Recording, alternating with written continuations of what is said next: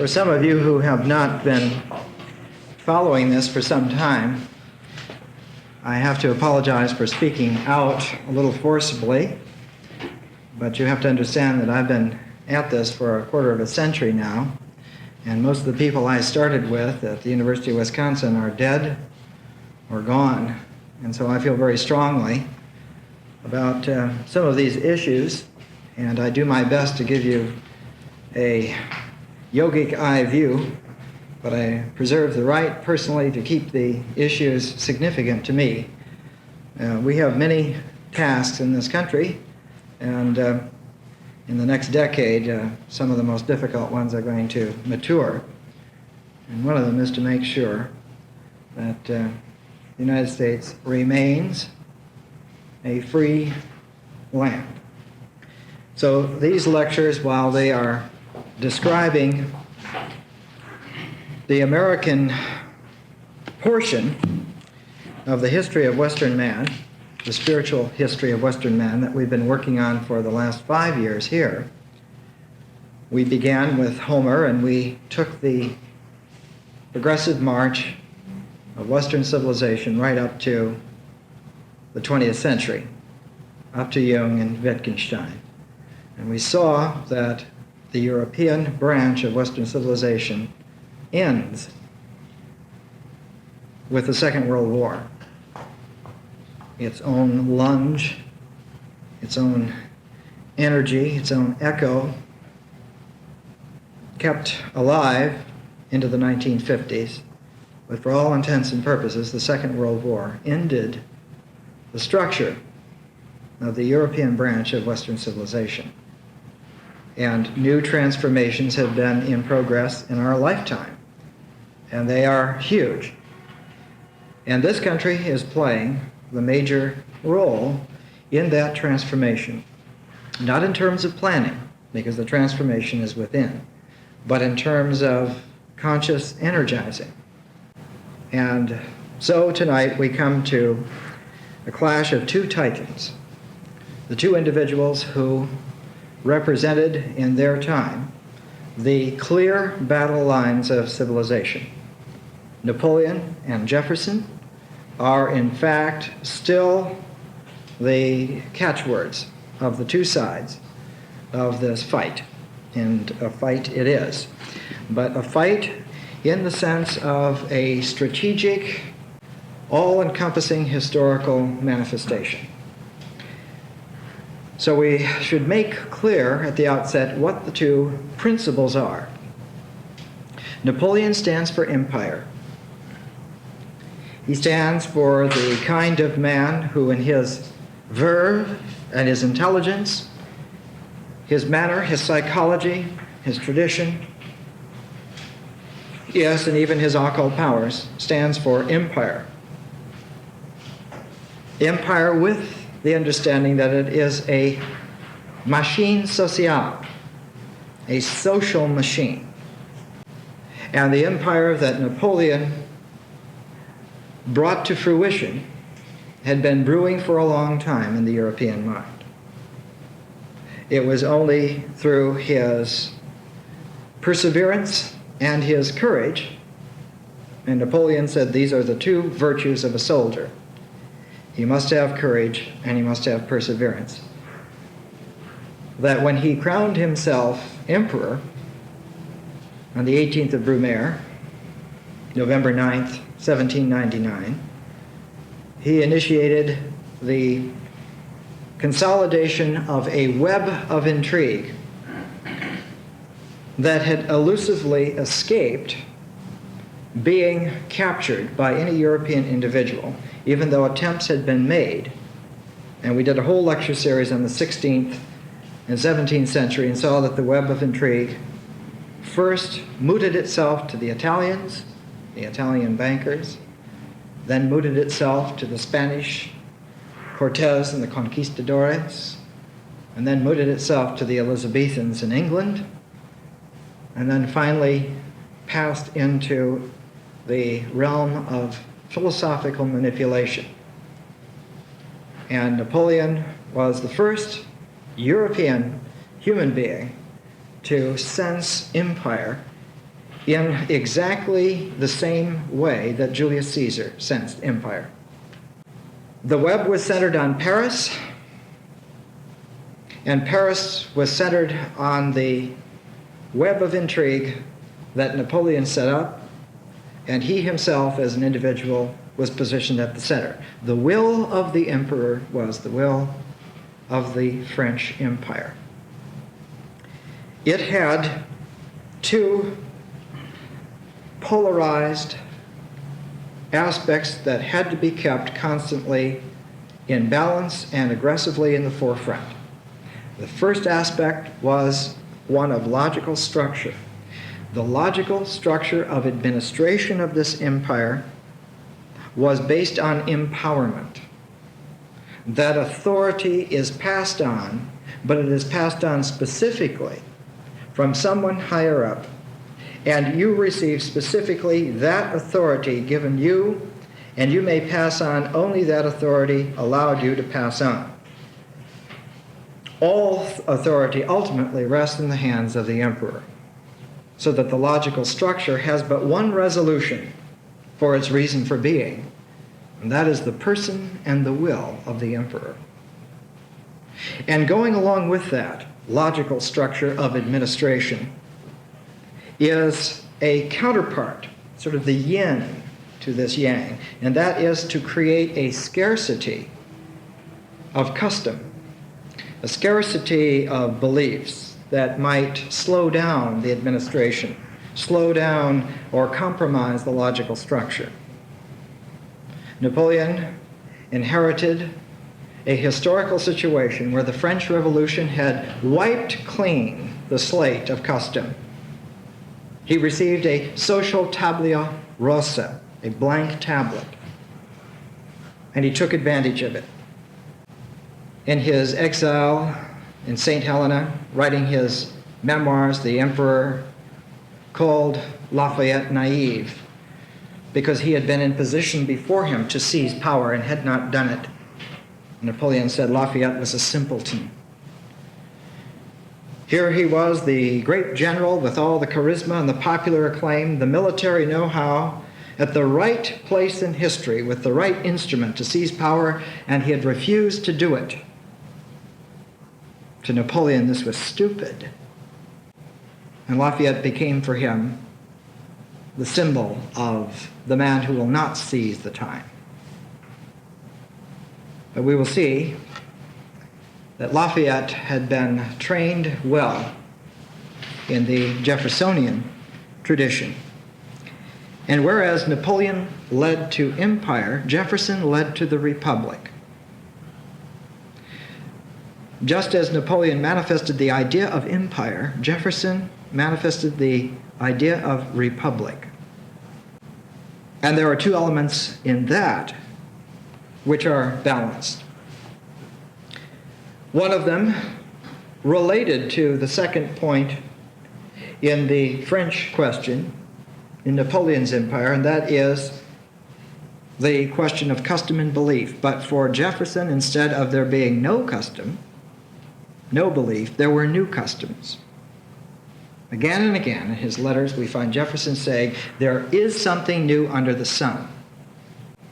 That this country coming into being is new under the sun. There has never been a country where there are 4 million people who are going to be free. Not just an aristocracy that's going to be free, but the people themselves. This is new. And with these new customs and beliefs, their integration is founded upon nature, the natural rights of man. They're not the rights that anyone gave.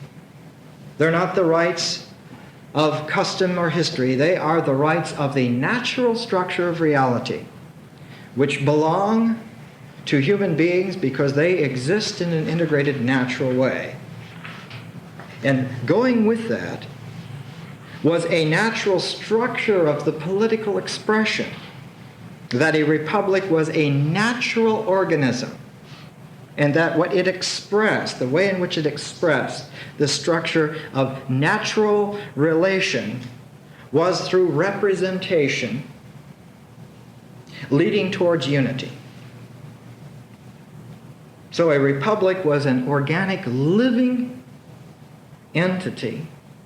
It was, in fact, the people themselves, the body politic.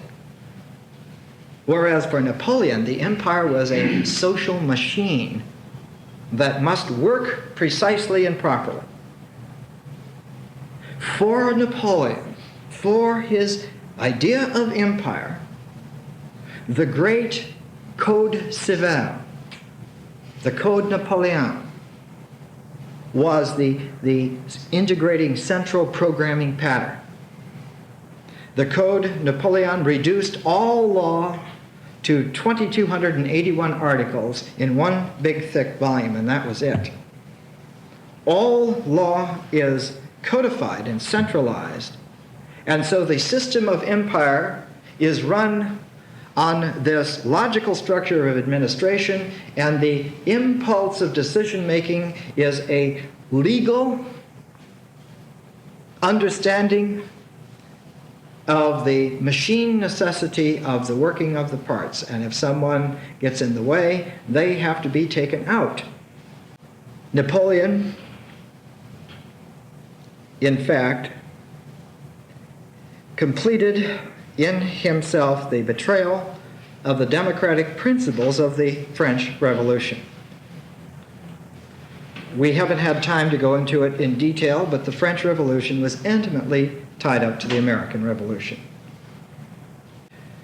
It was Franklin's presence in Paris for year after year after year that laid the intellectual foundations, the social expectations for the revolution. It was Jefferson's 5 years in Paris that ended late in 1789 that schooled the first idealistic flush of the French revolutionaries.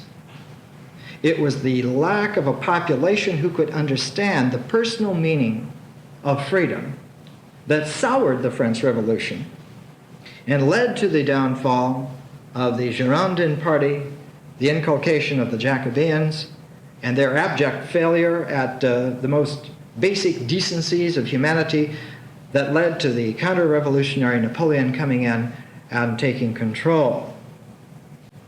The provincialism of many French people today out in the provinces is still a record of the psychological damage done by Napoleon. The haughtiness of the Parisian, who will pour you Napoleonic brandy with great pride and say, "Ah, the emperor," and they mean it. Jefferson sized up Napoleon as being the archetypal enemy of the liberty of man.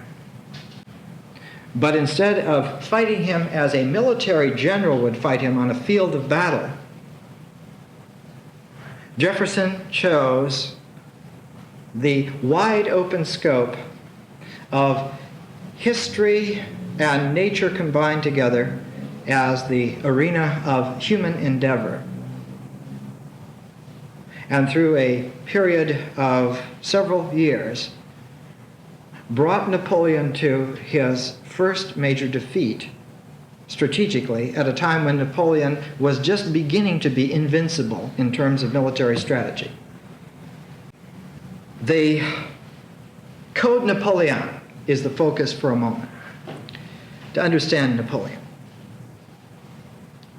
It emphasized the rights of property rather than the rights of man. And the rights of property defined the legal participation of those people who happened to own that property at that time, or be in control of that property at that time. Those who were without property were without rights, largely. But not only that, it set up the structure of human life in such a way that the male patriarch of the family was a representation, a projection, we can't say emanation, It was a projection that Napoleon, as the first consul, projected his authority through the Code Napoleon to the male head of each household, and he was in his family the first consul.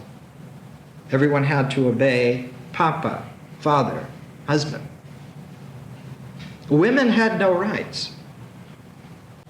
Well, it wasn't just in this time period. When I went to Canada to design an educational program in 1970, in Montreal, women could not have a bank account in their own name because of Code Napoleon, 1970. We're dealing with archetypal energies. We're not dealing with personal decisions. There are no good guys and bad guys here. There are massive glacial movements that are carving out of time and space, out of history and geography, out of lives, great sculpted valleys and leaving cirque lakes of mystery all over the place. We inhabit this nightmare landscape today and have still not come to deal with it.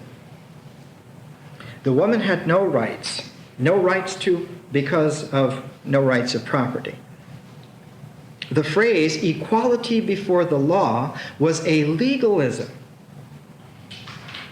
And this legalism engendered liberty beyond the law. Equality before the law meant that as long as the Code Napoleon was applicable, you were defined. You had a reality. You had a viability. Outside of that code, nothing exists. So that liberty became an adjective, a subsidiary to equality before the law, and the tyranny of a legal structure first asserted itself almost completely over Western man for the first time since the Augustan Principate some 1800 years before it, and evoked, as archetypal situations will do, similar psychic reactions to visionaries and prophets. One of the clearest indications of that are the prophetic writings of William Blake. He's every bit an Old Testament prophet saying, doom has come to the people. Shelley, Goethe, Beethoven, Hegel, the list goes on and on. Their prophetic visions were a response to what had happened, what was occurring before them. None of those great individuals could do anything about it. The only individual who was viable against Napoleon at the beginning was Jefferson.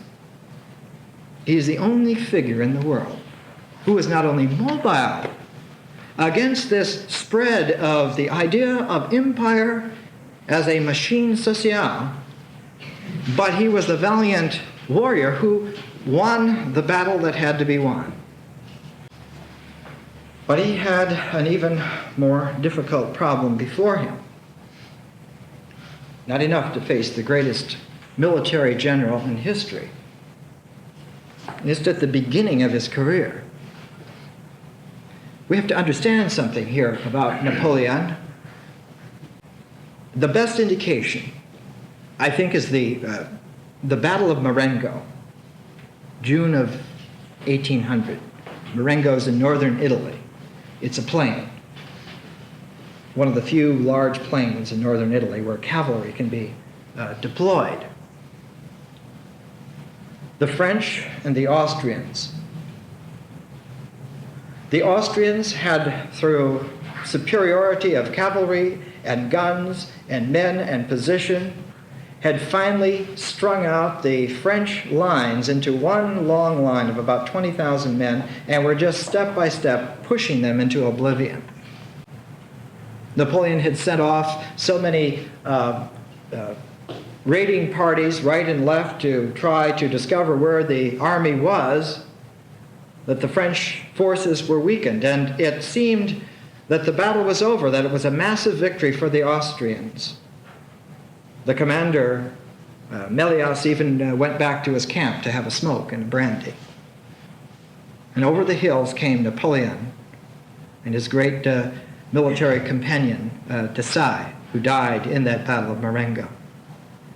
And they came over the hill just like in a John Wayne movie with the cavalry. And it was an unbelievable, magical moment in military history. They simply refused to quit. They rode into the Austrian lines again and again and again, and something stirred in the response in the French soldiers called the will to win. And when that came out, Napoleon realized that he had the one spark of divine energy that he needed to create a world in his image. He had found the way to do it. And late that afternoon, the Austrian lines fled in panic before the French forces, who were more than human. Some superhuman power had grabbed control of human destiny. And the name Napoleon began to be like a lightning bolt, a thunderbolt. Goya painted that great visionary painting of that colossus on the field of battle, naked and brutal, arms as clubs striding through mankind. It was the vision of the God-man of vengeance who had come.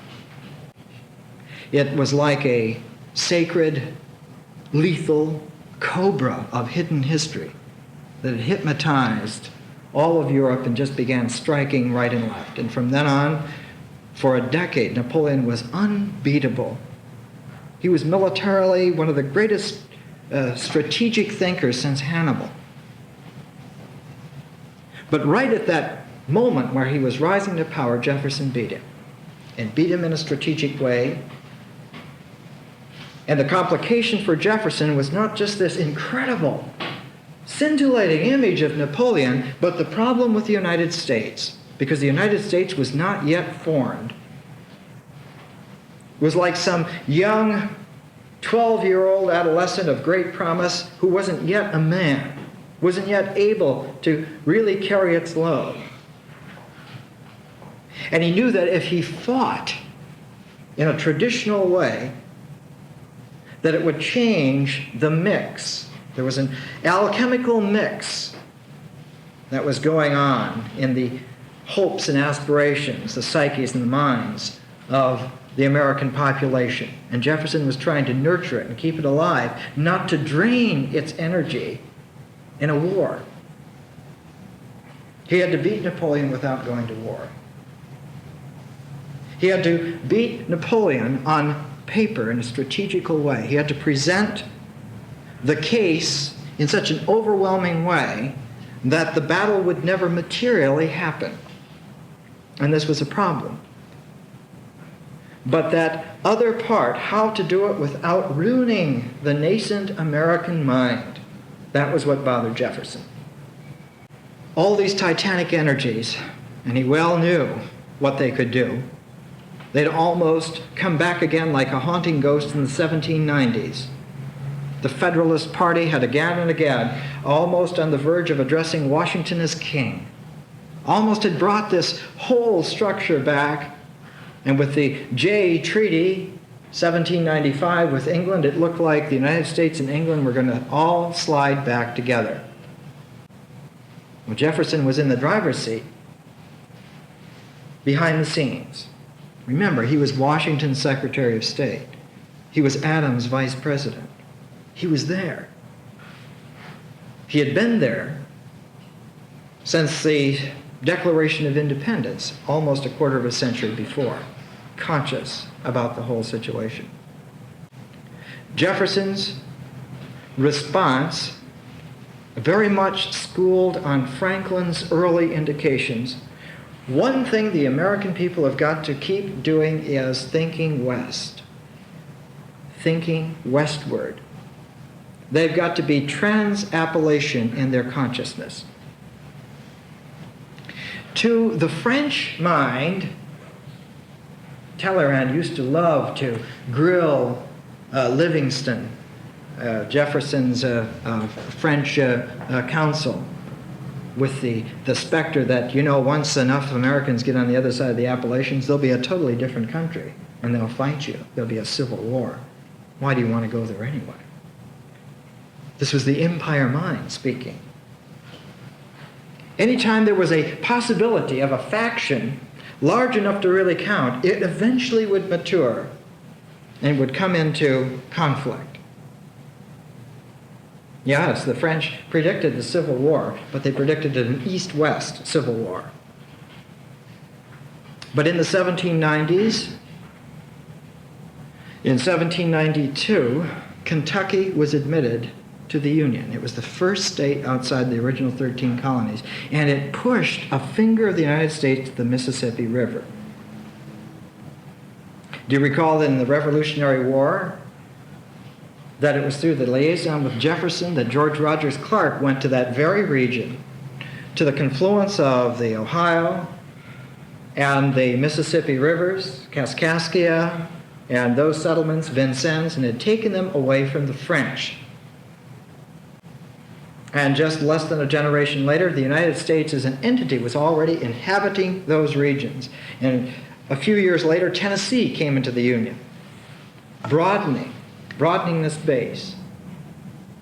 And in 1803, just at the time when Jefferson and Napoleon were angling over the French presence in North America, Jefferson saw to it that Ohio was brought into the Union, 1803, right at the critical juncture.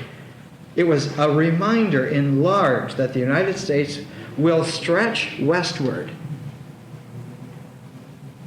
Later on, a generation or two later on, this manifest destiny became a right of the American archetypal expectation that the country was not a frozen entity, but was open-ended. The great hero that we'll see in the next section that James Fenimore Cooper would divine through his writings, who begins as Deerslayer, matures as Hawkeye, and then moves west and dies out on the western prairies as an old man, the Leatherstocking Saga. The archetype of the American who's free to open up another section of nature to continue the experiment.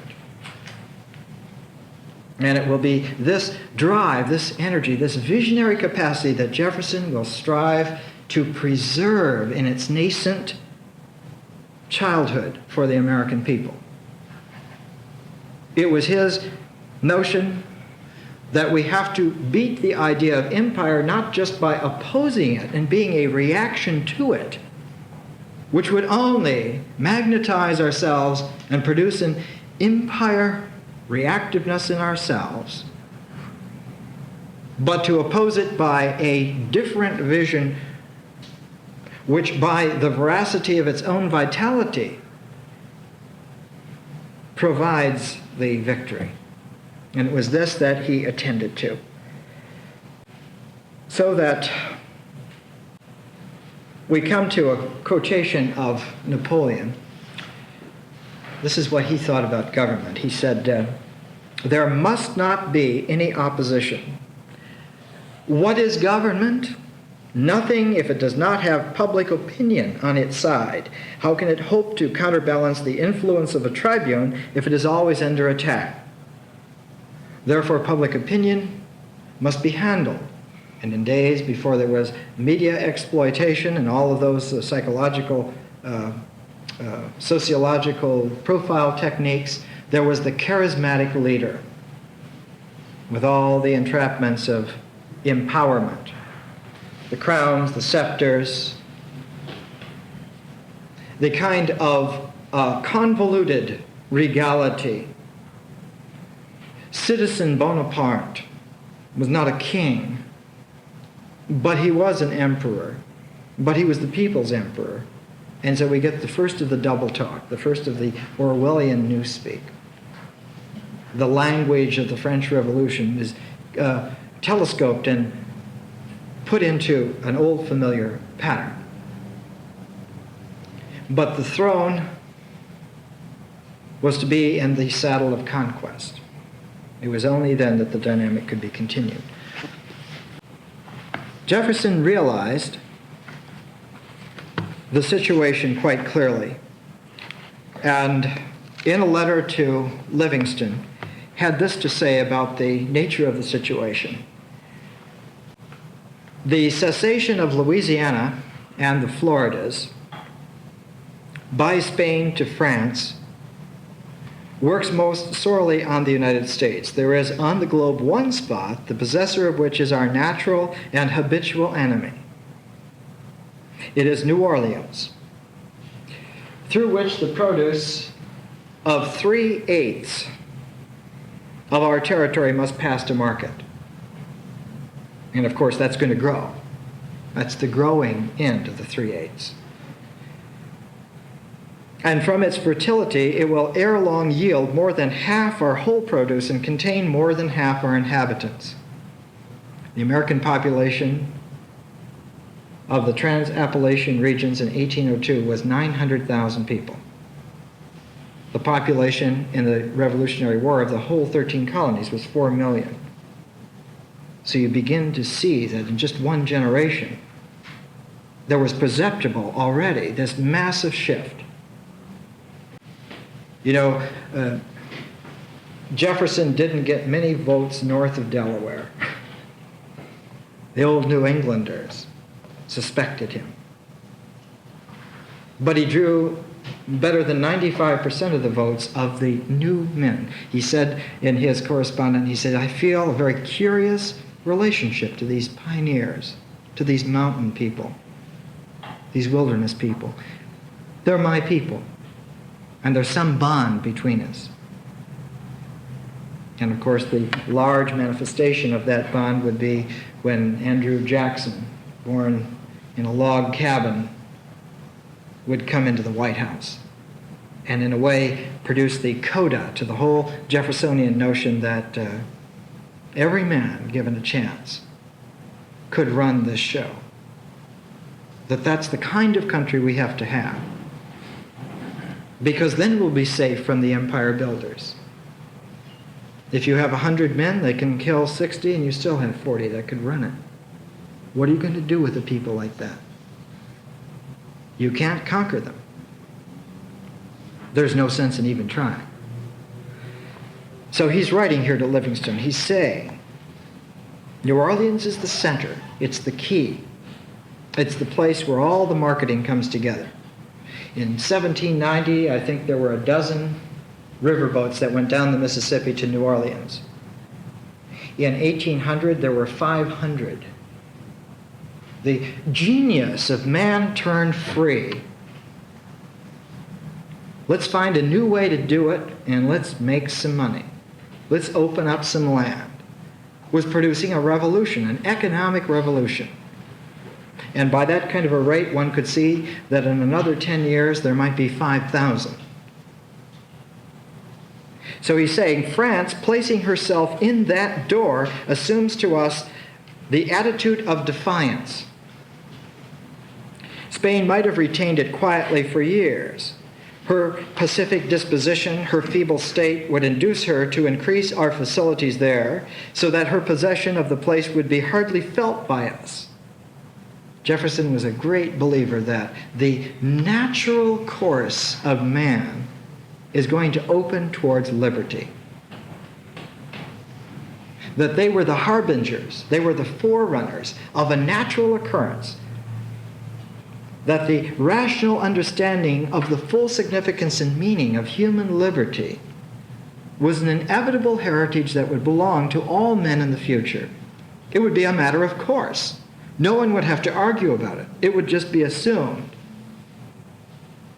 But they saw themselves as the forerunners, the prophets in the wilderness, literally, saying, we've got to keep this open-ended, because closing the door now will sour the whole situation, will turn everything back so that office politics will rule the day, and people will become interested in backbiting, in spinning their wheels, instead of in exercising this new natural visionary capacity to open up the natural possibilities of man set free. Notice that liberty is a woman. Liberty is a woman. It's the feminine. It's the natural feminine. In Napoleon's vision, she has no property. The feminine has no kingdom in this world other than the masculine context within which she must live and have her being. But liberty is a woman in the front lines who holds the torch up so that others may see the way to go. And this is exactly the vision. And this is why the Statue of Liberty, incidentally, is a feminine, and why it was given to us by France later on when the French remembered. They finally came to at one point in their history. And this is why it was placed in the immigration harbor in New York, because that was the way people coming from the old world would come into the new and realize we don't have a Code Napoleon here. We have a Statue of Liberty. And we mean it. We may have to, from time to time, fight for it, but that's all right. We're used to that. He says that Spain could have held on to this territory and we would not have felt it at all because Spain was on the decline. Spain did not have that empire lightning energizing bolt, but France did. So he wrote, "It can never be so in the hands of France.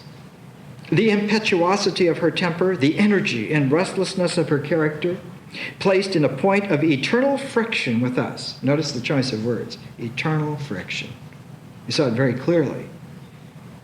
He saw it on the large scale of civilized projection where archetypal energies manifest themselves. It's going to be a point of eternal friction with us and with our character. Open-minded natural man is a threat to empire every time. Napoleon liked nothing better than to rant and rave and throw pots down and swear at the ideologues who still talked with the old Enlightenment idea of the rights of man. The ideologues, he would say, the ideologues. They're like vermin on my clothes. But he couldn't get Jefferson off. He couldn't get rid of him. He kept being there. And Jefferson says of our character, which though quiet and loving peace and the pursuit of wealth, is still high-minded, despising wealth if need be in competition with insult and injury, enterprising and energetic as any nation on earth. These circumstances will render it impossible for France and the United States to continue long friends when they meet in so irritable a position. They, as well as we, must be blind if they do not see this. And he's saying, Napoleon certainly understands the strategic struggle that's going on here. You know, when he amassed his 20,000 troops to regain Santo Domingo back from Toussaint Louverture, many of the old Federalist Council Jefferson said, well, he wasn't coming for us after all. He just wanted his brandy islands, his sugar islands, his rum source. When Jefferson nodded, saying, sure. A man like that thinks only in terms of extending the empire to the whole world. That's the only limitation. He wrote, they, as well as we, must be blind if they do not see this. And we must be very improvident if we do not begin to make arrangements on that hypothesis. The day that France takes possession of New Orleans fixes the sentence, which is to restrain her forever within her low water mark. It seals the union of two countries who in conjunction can maintain exclusive possession of the ocean. Jefferson's already thinking of the ocean. Britain and France vying for each other on the ocean. Spain quickly falling out of position. Within 2 generations of Jefferson, American ships were all over the world, freely, because preparations were made at this time. the accounts that we have most beautifully presented in Melville. Moby Dick is that epic that the American spirit will quest in its epic self-revelation throughout the oceans of the world, if need be, to find a resolution. It assumes that the whole world is a province for the American spirit to find itself, to fulfill its destiny, that all the oceans of the world are open. The hidden premise in Moby Dick is that the oceans are open. It was not so in 1801, 1802. It was not so at all. It had to be made so. And Jefferson is the godfather in a way, planning all the time. What happens if the French take New Orleans is that the Americans will be driven back into British hands. We'll be forced to make an alliance with them. They will co-opt us, and the whole American experiment will collapse. Well, I can see by the tape recorder in your faces, we need a break, so I'll calm down. One of the books that we have around here at PRS is The Metaphysical Foundations of American History,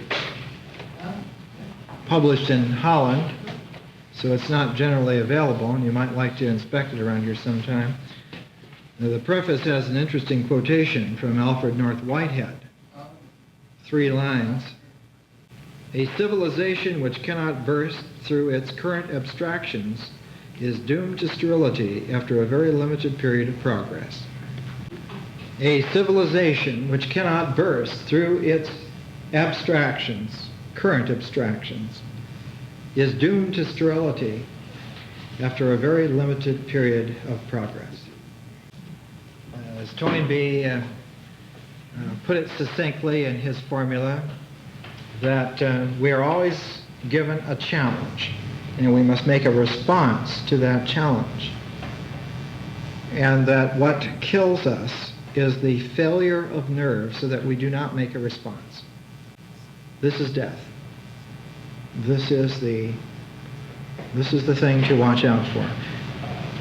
It's not so much the response, but it's the fearfulness that the response might be wrong, and so one gets caught into an extended limbo.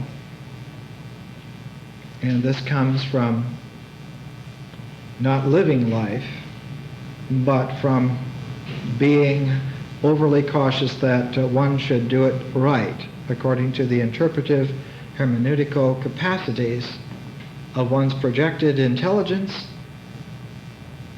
And these are the current abstractions. One has to live through those, grow through those. Napoleon's idea of empire shattered. When it shattered, it took most of Europe down with it. So that there was a vacuum, a gap. The Congress of Vienna in 1815 brought everybody together to bake a new pie and cut it in various pieces again. And the Congress of Vienna led exactly in 100 years to the First World War. There are seeds which must grow into the plants that those seeds are.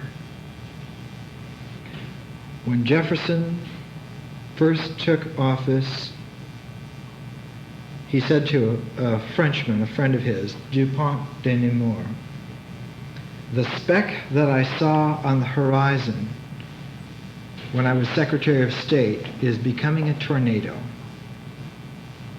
And that was the apparition of the energies of revolution that had been stirred and awakened and given momentum, that were coming back around to destroy its own creation, the phenomenon of the counter-revolution.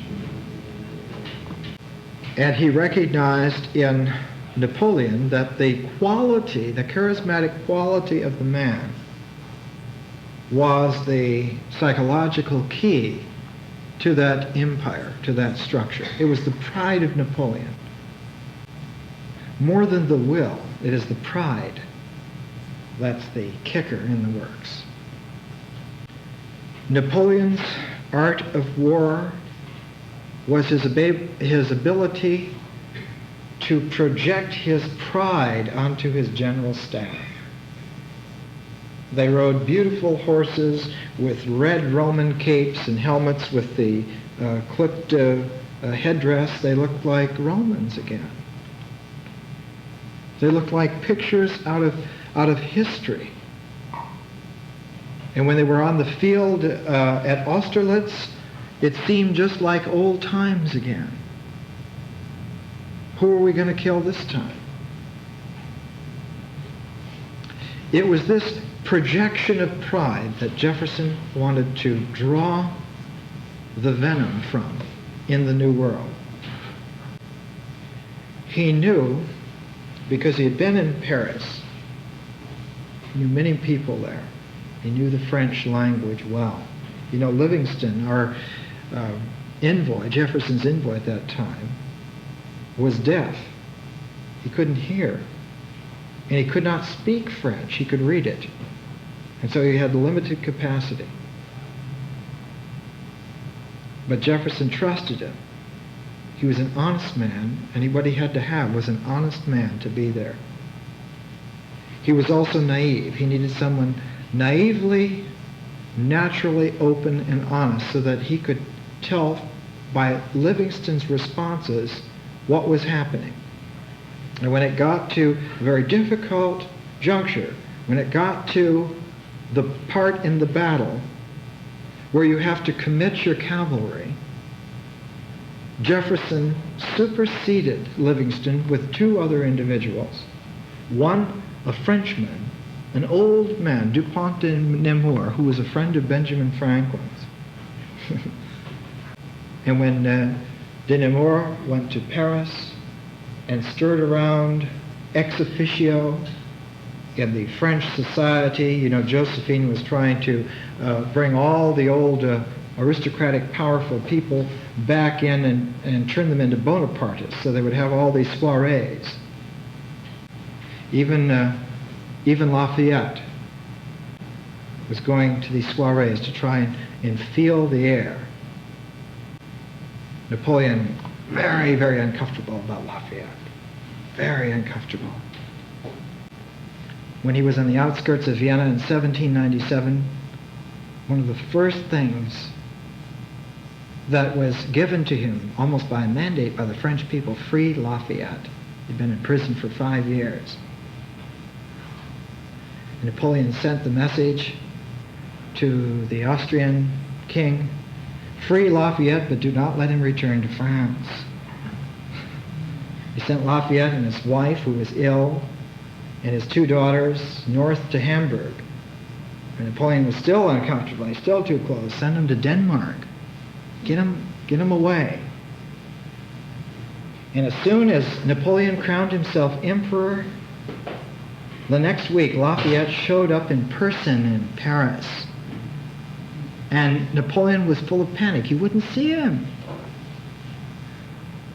Sent his ministers. Tell him to get out.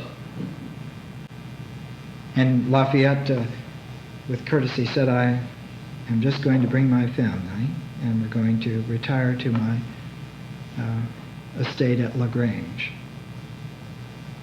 But he showed by his courage of being one of the few people who would walk in personally through all the bureaucratic complications and say, here I am.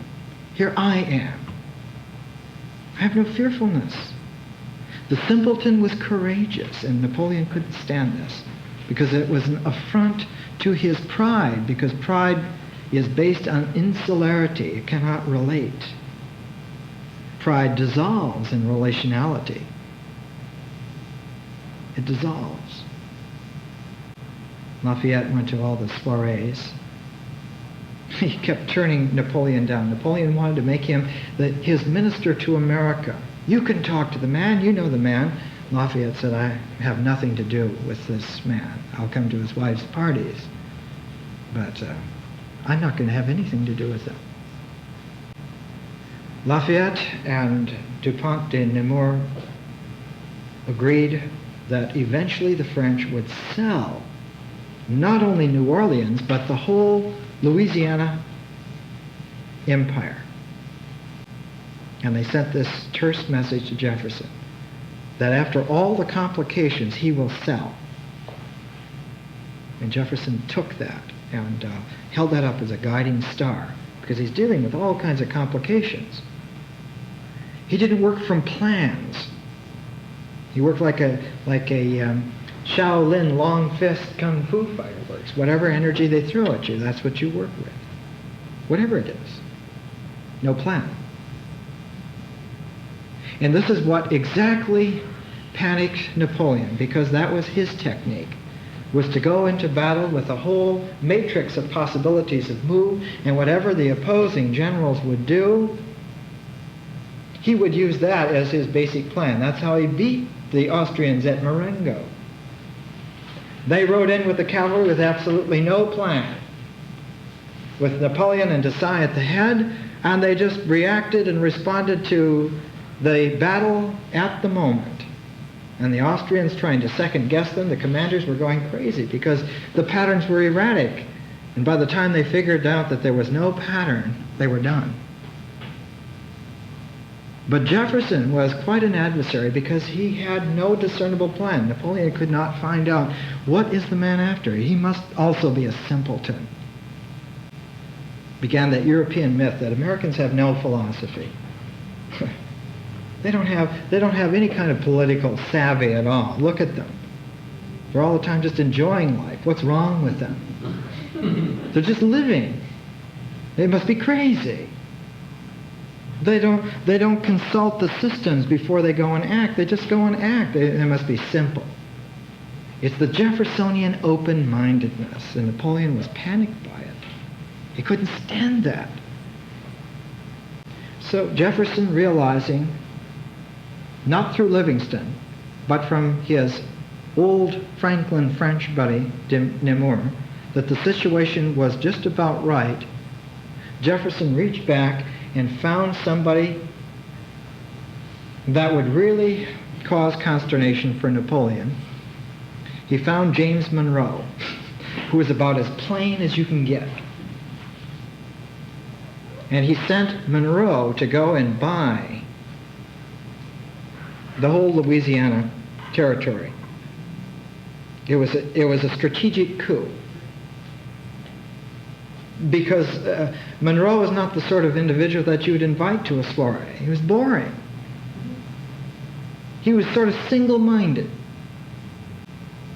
Many European historians say, well, Monroe really didn't do anything. I mean, look at all these things were almost all done by the time he got there.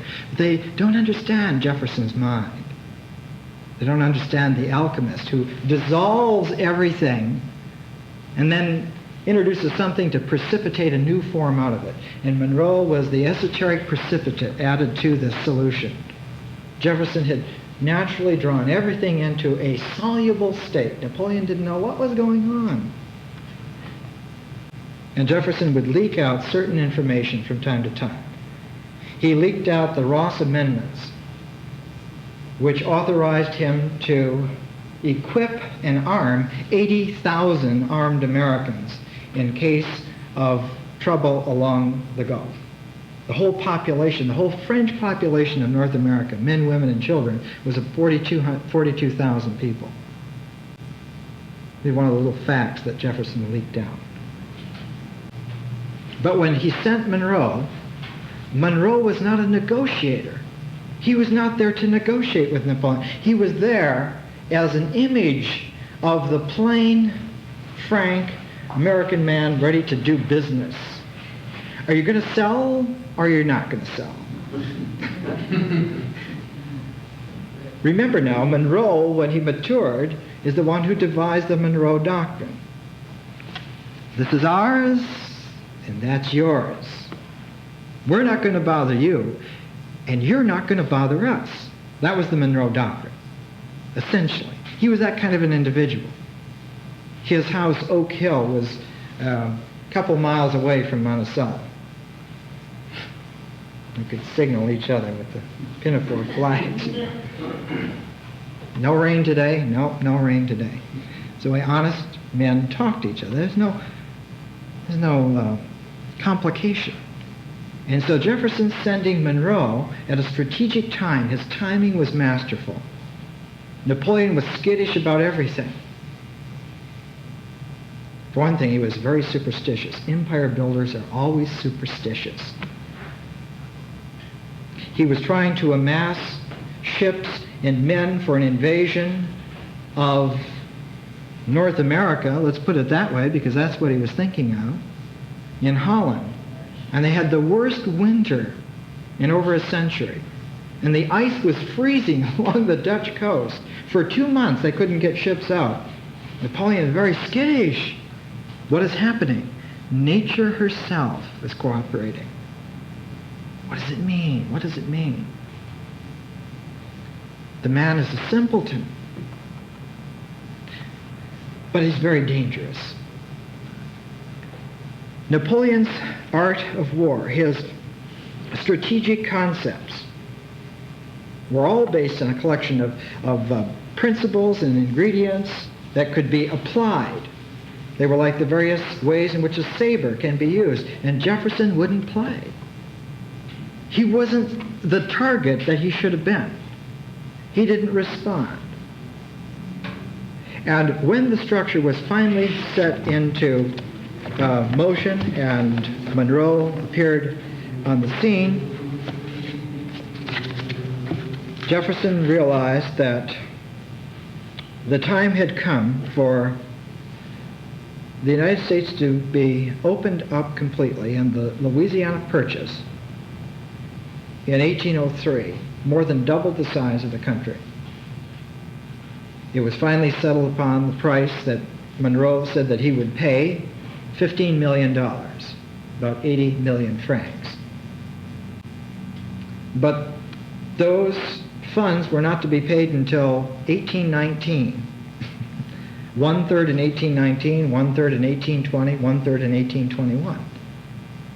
Until then, the United States would only pay interest twice a year, 6%.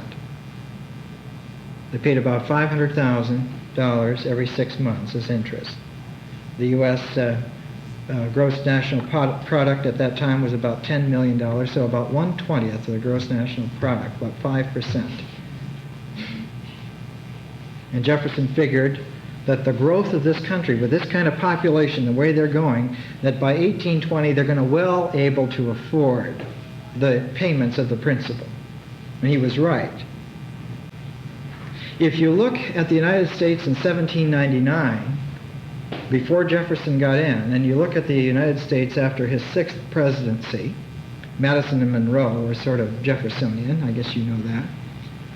You look at the United States in 1825, the differential in that generation is phenomenal. The United States stood up economically. There was no question anymore about people playing footsie with the United States in a commercial or military way. And of course, by the time of the Civil War, the European powers were sending military observers because the Civil War was the first modern war. The armaments, the techniques, and everything completely outstripped the European books on warfare. It was the first indication to other powers that the United States was producing a very strange kind of humanity. They were opening up the traditional functions in ways that had not been foreseen. And this, of course, unfortunately led to a great deal of pride, exemplified by the smile and handshake of TR, Teddy Roosevelt. And it was this sense of incredible capacity that caused the humility, the over-fawning humility of Woodrow Wilson, because he realized that if you unleash the United States in a war-like economy, there's no telling how far it will go, because it doesn't have any of the governors that stop it. And this is why Wilson struggled for neutrality in the First World War, and we'll see that. Again and again, he kept saying, other nations may fight, but this nation is different. We don't know what its population will do if they become military-like, warlike. And the same echo we'll find when it comes to FDR.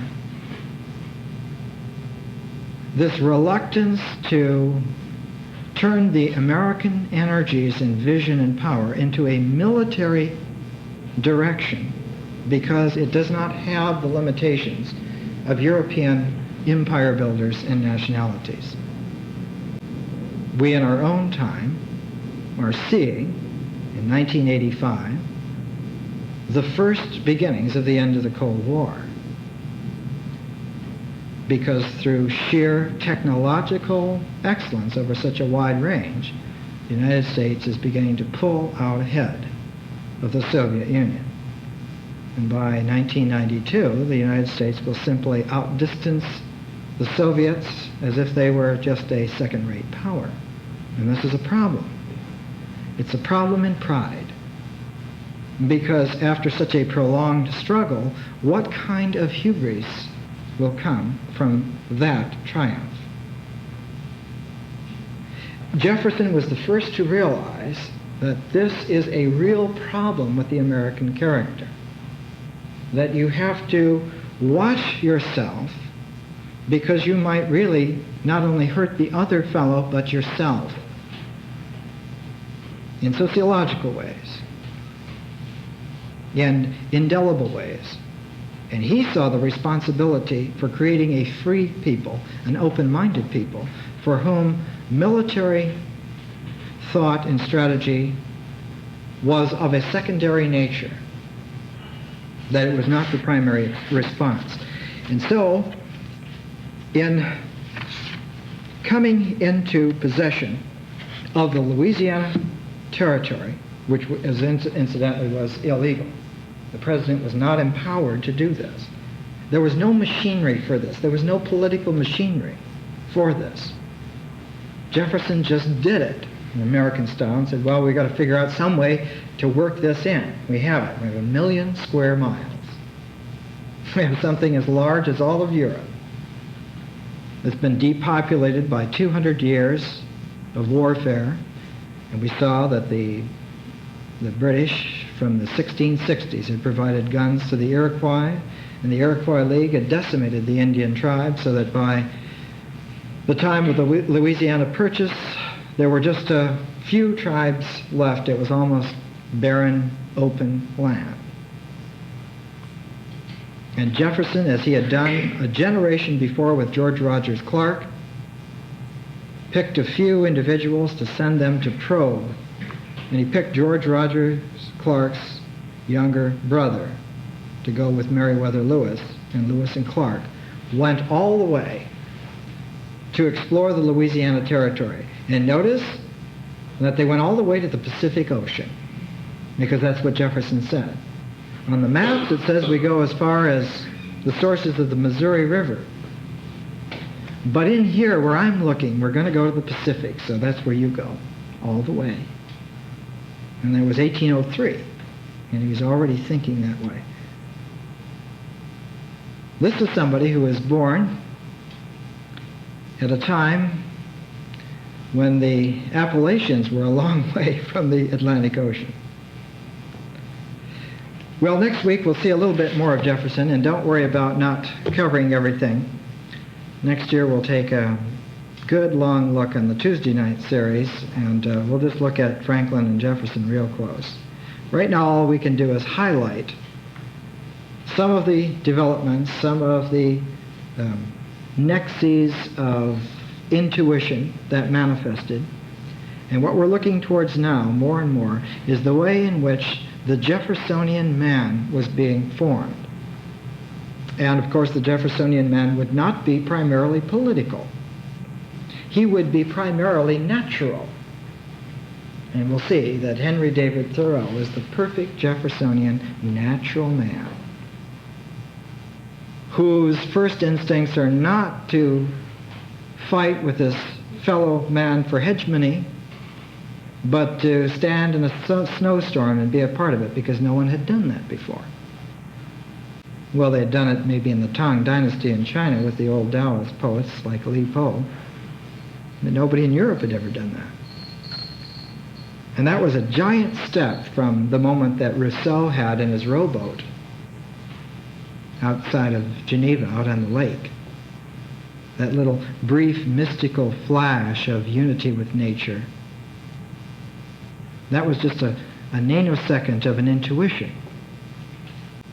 But Thoreau, coming 100 years after Rousseau, after the Franklin Jeffersonian Revolution, would spend years and years and years perfectly at home in nature. And we'll see that, and I think that there might be some insights in that for you. Thanks for coming.